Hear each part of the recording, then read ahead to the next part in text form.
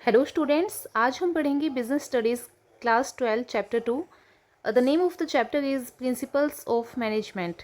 So first of all we will understand कि principles of management क्या होता है। देखिए, ये जो प्रिंसिपल्स ऑफ मैनेजमेंट है ये गाइडलाइंस होती हैं। Okay, these are general guidelines जो कि एक मैनेजर को हेल्प करती है डिसीजन मेकिंग करने में एंड पॉलिसी फॉर्मुलेशन में। ठीक है, डिसीजन मेकिंग करने में वो अच्छी डिसीजन मेकिंग कर पाए, अपनी जो ऑर्गेनाइजेशन है वो अच्छे से हैंडल कर पाए and policy formulation.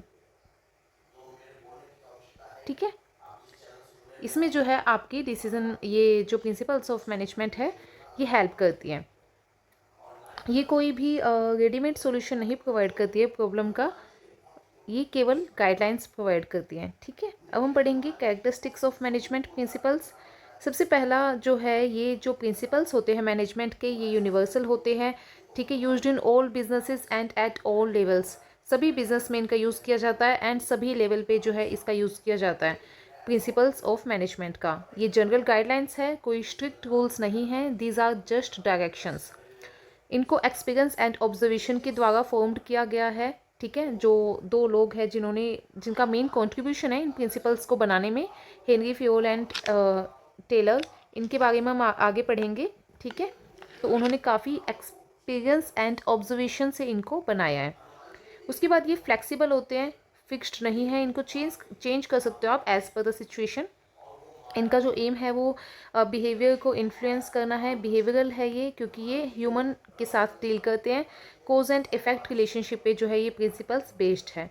And contingent है, यानी कि सिचुएशन के हिसाब से जो है इनमें मॉडिफिकेशन किया जाता है, चेंजेस आ जाता है। जैसे कि एक ऑर्गेनाइजेशन में जो डिसिप्लिन का मतलब है कि इस तरह से डिसिप्लिन मेंटेन करनी है वो अलग होगा, वहीं एक स्कूल के अंदर डिसिप्लिन का जो है अलग मीनिंग है, कॉलेज के अंदर अलग मीनिंग है। ठीक है, तो मॉडिफिकेशन जो है एज पर द सिचुएशन इसके अंदर हम करते हैं।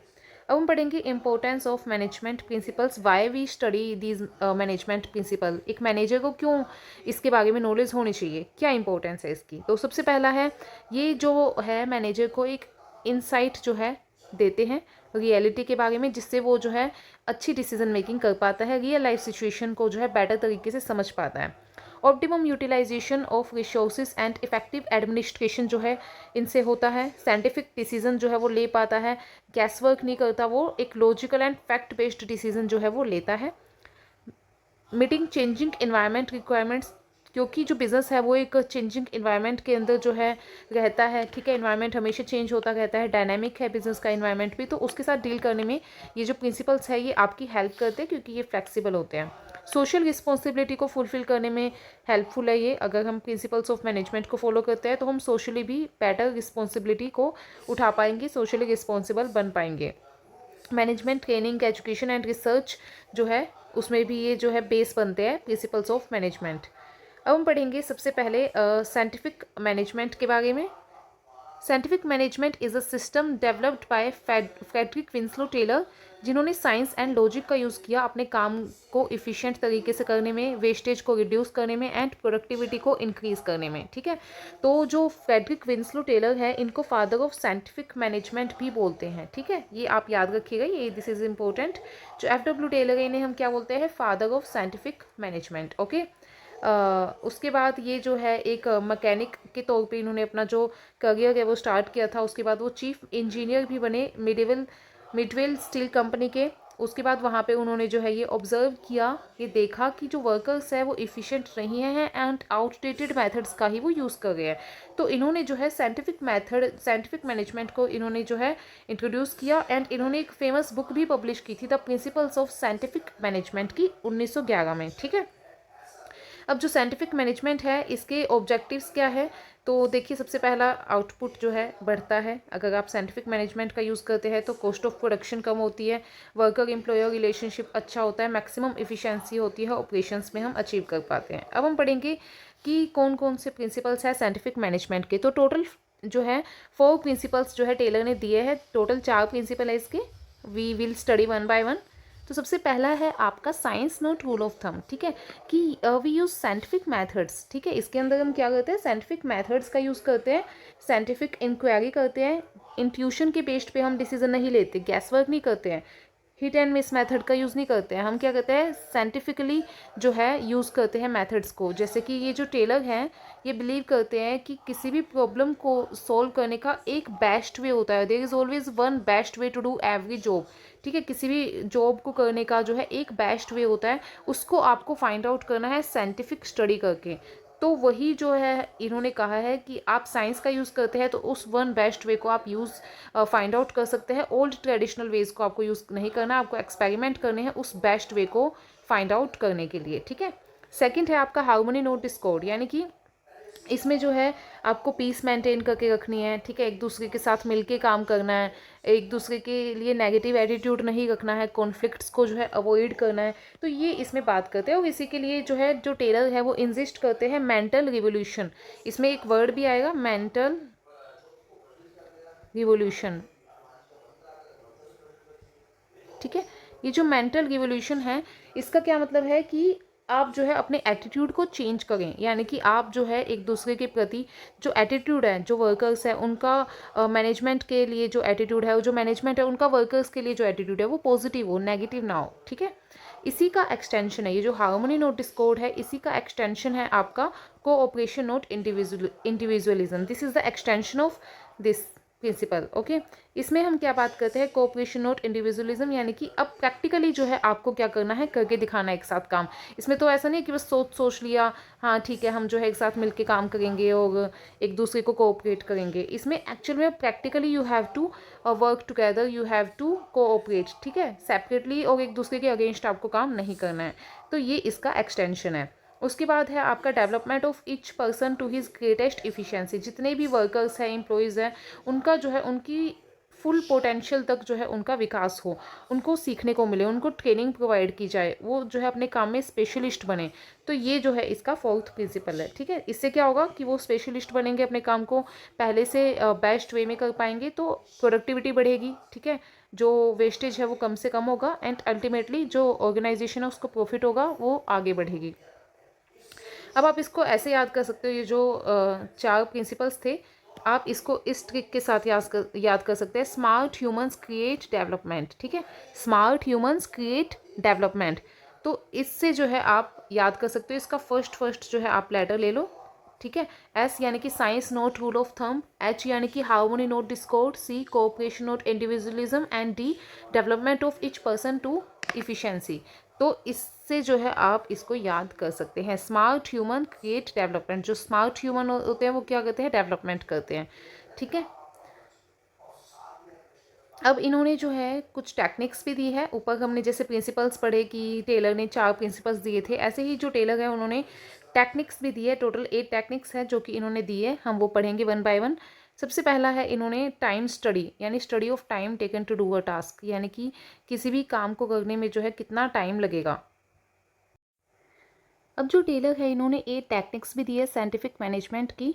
सबसे पहली जो इन्होंने टेक्निक दी है वो है टाइम स्टडी। ये जो time study, motion study and method study है ना, ये वर्क स्टडी के अंदर आ जाती है तीनों की तीनों। ठीक है, टाइम स्टडी में हम ये देखते हैं कि एक वर्कर को कितना टाइम लगता है किसी भी काम को करने में, किसी भी टास्क को करने में कितना टाइम जो है लगता है, एक स्टैंडर्ड टाइम को फिक्स करना। ठीक है, तो ये हम इसमें करते हैं if packaging a box takes 5 minute 12 boxes per hour is expected. तो ये टाइम हम स्टडी करके रखते हैं।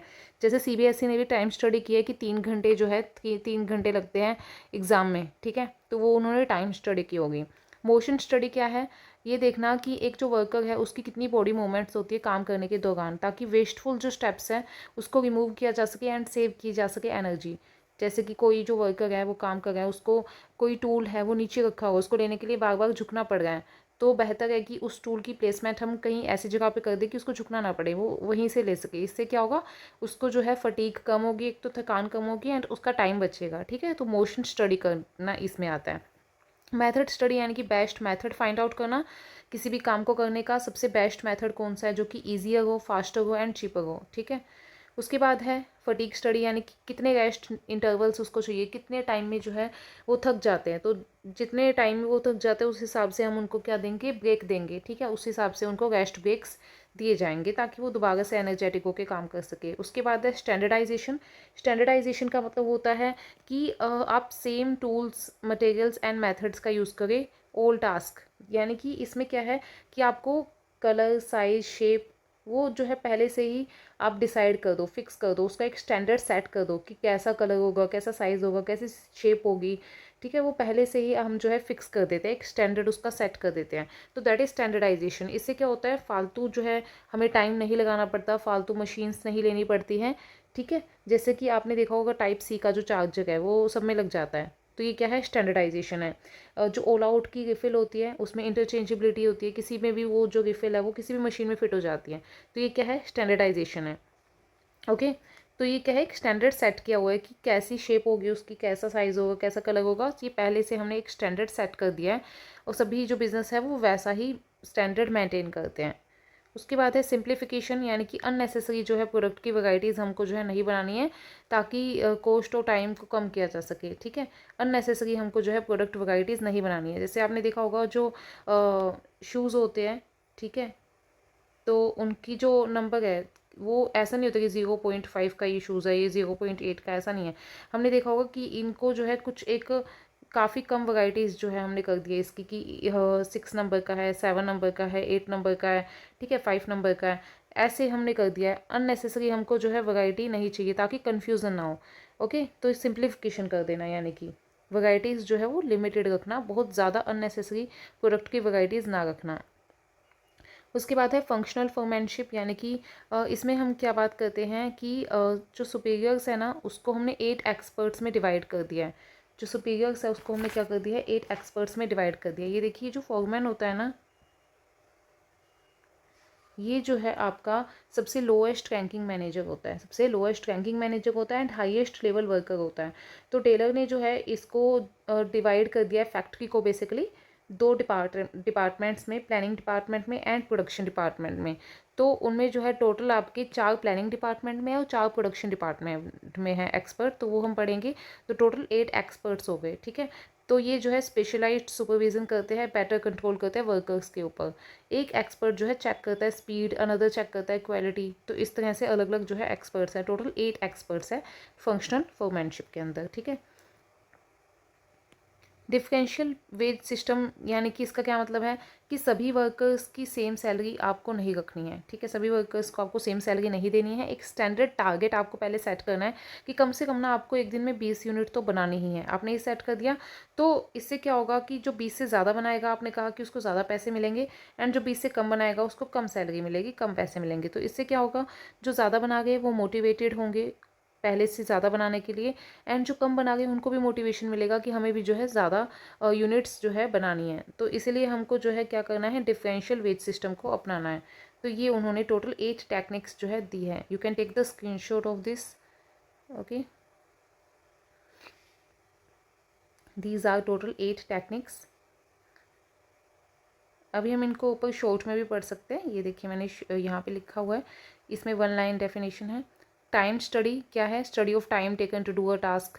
Motion study, study of body movements while working. Method study क्या है, best way method find out करना। फटीग स्टडी क्या है, rest and tiredness find out करना। स्टैंडर्डाइजेशन क्या है, same tool method and materials का यूज़ करना। सिंप्लीफिकेशन यानी अननेसेसरी वैरायटी जो है ना हो प्रोडक्ट्स के अंदर।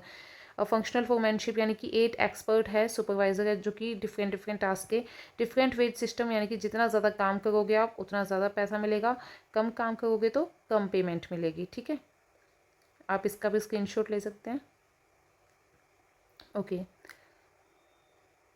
तो अब हम पढ़ेंगे वो जो 8 एक्सपर्ट की हमने बात की, यहाँ पे हमने फंक्शनल फोरमैनशिप पढ़ा था ना, फंक्शनल फोरमैनशिप जिसके अंदर 8 एक्सपर्ट्स होते हैं डिफरेंट टास्क के लिए, वो हम जो है यहाँ पे अब हम पढ़ेंगे। देखिए जो फंक्शनल फोरमैनशिप है ना, इसका मतलब होता है कि डिवाइड कर देना काम को of a supervisor among 8 specialist के बीच में, ताकि हर एक एक्सपर्ट जो है स्पेसिफिक टास्क को हैंडल कर पाए। तो फैक्ट्री को जो है इन्होंने किसको, फैक्ट्री को जो है 2 पार्ट्स में डिवाइड कर दिया। एक है प्लानिंग डिपार्टमेंट, एक है प्रोडक्शन डिपार्टमेंट। प्लानिंग डिपार्टमेंट के अंदर भी 4 एक्सपर्ट है, प्रोडक्शन डिपार्टमेंट के अंदर भी 4 एक्सपर्ट है। तो फैक्ट्री को ऐसे 2 पार्ट्स में बांटने से क्या होगा ना कि प्रोडक्टिविटी बढ़ेगी, ठीक है। इससे क्या होगा, फैक्ट्री में अच्छा जो है वर्कर्स के ऊपर कंट्रोल रहेगा, काम जो है अच्छे से हो पाएगा। ये जो है इन्होंने किया। अब सबसे पहले जो प्लानिंग डिपार्टमेंट है इसमें कौन कौन आता है, इसमें गुड कलर का आता है। ये क्या करता है, पाथ डिसाइड करता है कि किस रास्ते से काम होगा, कैसे आएगा सामान, कैसे जाएगा। तो इसका ये काम है रूट डिसाइड करना। इंस्ट्रक्शन कार्ड क्लर्क इंस्ट्रक्शंस देने का काम करता है। टाइम एंड कॉस्ट क्लर्क जो है time and cost limits set करता है कि कितना टाइम लगेगा है काम को करने में, कितनी कॉस्ट आ गई है। और ये जो डिसिप्लिनरी है ना, ये क्या है, डिसिप्लिन को मेंटेन करने का काम करता है। वहीं जो प्रोडक्शन डिपार्टमेंट है, इसके अंदर कौन कौन आता है, स्पीड बॉस। स्पीड बॉस क्या करता है, वर्क की स्पीड जो है, स्पीड में काम करवाता है, सबसे स्पीड में काम करो। जो गैंग बॉस है, ये क्या करता है, मशीन्स एंड मटेरियल्स को अरेंज करता है, ऑर्गेनाइजेशन के सारे रिसोर्सेज का जो है ये ध्यान रखेगा। रिपेयर बॉस क्या करेगा, कहीं किसी मशीन में कोई खराबी आ गई है, ठीक है, रिपेयरिंग चाहिए, तो वो जो है रिपेयर करने का काम करता है, मशीन्स को मेंटेन करके रखता है। जो इंस्पेक्टर है, ये क्या करता है, चेक करता है, क्वालिटी चेक करता है, इंस्पेक्शन करता है, ठीक है। ये आपके जो है टोटल 8 एक्सपर्ट्स हैं। ये जो आपका फंक्शनल फोरमैनशिप है ना, ये बेसिकली एक तरीके से ये जो आगे हम हेनरी फेयोल की 14 प्रिंसिपल्स पढ़ेंगे उसमें एक प्रिंसिपल है यूनिटी ऑफ कमांड, ठीक है। उसका ये जो है क्रिटिसिज्म भी है, क्योंकि जो यूनिटी ऑफ कमांड है ना, उसके अंदर जो प्रिंसिपल है यूनिटी ऑफ कमांड,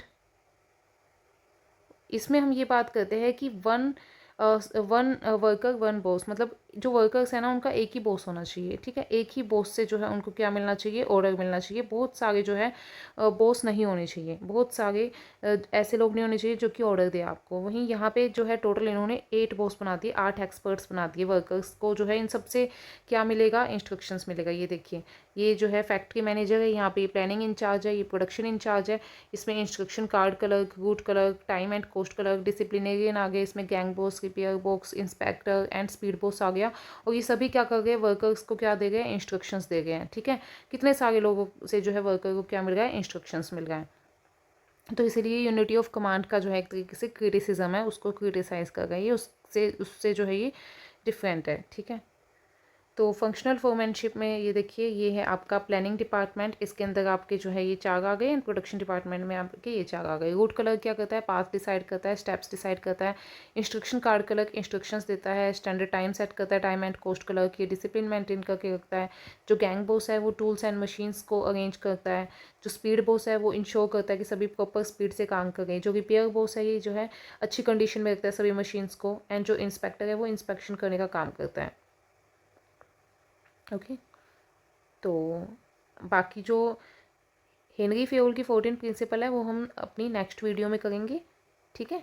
आप इसका स्क्रीनशॉट ले सकते हैं, जिसका जो PDF है वो मैं अपने टेलीग्राम चैनल पे डाल दूँगी, निशा सोनी क्लासेस पे, ठीक है।